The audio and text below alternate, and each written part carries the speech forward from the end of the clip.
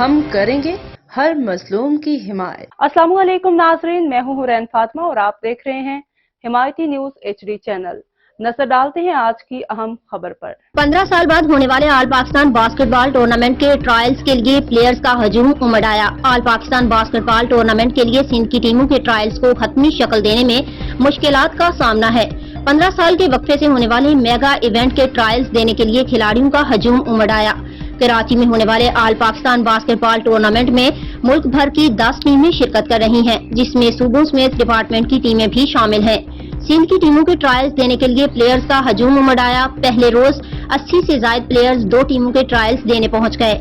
ٹیموں کی تشکیل نو کے لیے 3 رکنی سلیکشن کمیٹی کو حتمی شکل دینے میں مشکلات کا سامنا کرنا پڑا۔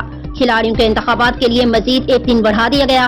سلیکشن کمیٹی میں شامل وسیم الرحمان، عظیم مشان اور دلیپ سنگھ کھلاڑیوں کا انتخاب کر رہے ہیں۔